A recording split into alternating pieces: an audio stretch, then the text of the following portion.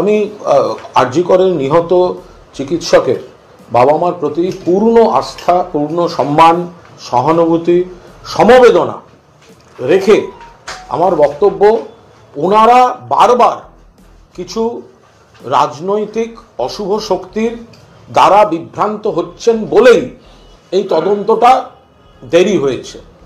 ওনাদের প্রথম থেকেই যদি কলকাতা পুলিশের উপর আস্থা রাখতেন, 24 ঘন্টার মধ্যে অ্যারেস্ট হয়ে গিয়েছিল। এরপরে সিবিআই ওনারা চেয়েছেন, এবার সিবিআই সেই তদন্ত করে দেখেছে যে কলকাতা পুলিশ ঠিক করেছে।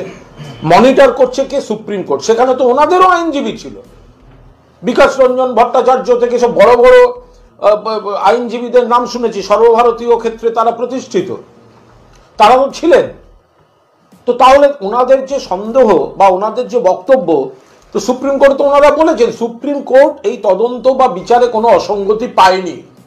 তা এখন যদি কেউ কোনো রাজনৈতিক পক্ষপাতদুষ্ট অশুভ শক্তির কথা শুনে ঠিক করে থাকেন যে আমি এটাই বিশ্বাস করব, আমি এটাই বলে যাব, এবং এটা যতক্ষণ না হচ্ছে ততক্ষণ কোনো তদন্ত নয়, তাহলে তো ওনাদেরও বলতে হবে উই ওয়ান্ট সিবিআই বলে হাইকোর্ট গেছিলেন কেন? কারা গেছিলেন? আপনারা গেছিলেন, বাবা মা গেছিলেন। আজকে আপনার ইচ্ছা হলো আপনি সিবিআই চাইলেন, আপনার মনে হচ্ছে, আপনি বলছেন সিবিআই হচ্ছে না, আপনার লয়াররা সুপ্রিম কোর্টে কি করছিল? যদি তদন্ত বা বিচারে কোনো অসঙ্গতি থাকে, তাহলে বাবা মার লয়াররা, পরিবারের লয়ার বা অন্য পক্ষের লয়াররা কি করছিলেন সুপ্রিম কোর্টে? এটা আজকে এস্টাবলিশড। কলকাতা পুলিশ ঠিক পথে তদন্ত করছিল, সিবিআই তদন্তে সেটা মান্যতা পেয়েছে, সুপ্রিম কোর্ট তদন্ত এবং বিচার প্রক্রিয়ায় কোনো অসঙ্গতি পাননি। এরপরেও ওনাদের মনের মধ্যে যন্ত্রণা তো থাকবে, ওনাদের মেয়ে গেছে।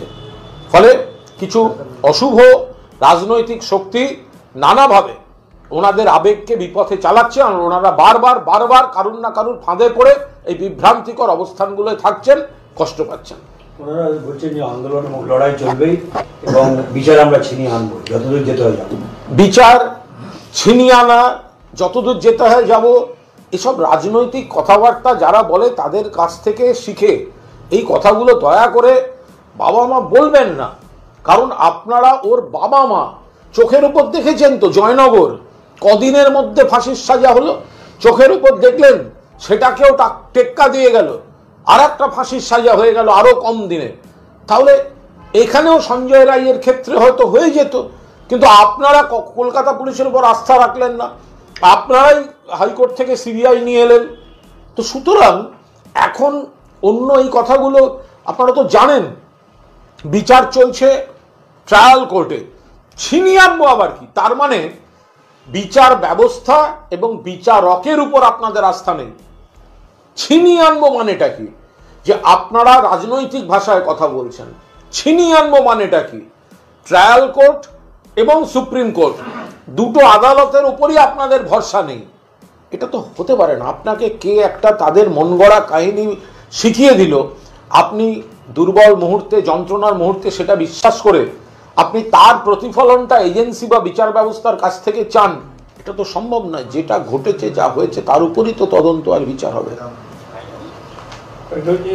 সুজয় কৃষ্ণ ভদ্রের হৃদযন্ত্রে কোনো সমস্যা নেই, বিএমপিরা কর্তৃপক্ষ ইডিকে জানিয়ে দেবে। দেখুন, এই গোটা বিষয়টা হচ্ছে বিচারাধীন। এই ব্যাপারটা বিচারকরা দেখছেন, এই ব্যাপারটা তদন্তকারী এজেন্সি এবং চিকিৎসকরা দেখছেন। এর সঙ্গে তৃণমূল কংগ্রেস বা আমাদের কারুর কোনো বক্তব্য রাখার কোনো অবকাশ নেই।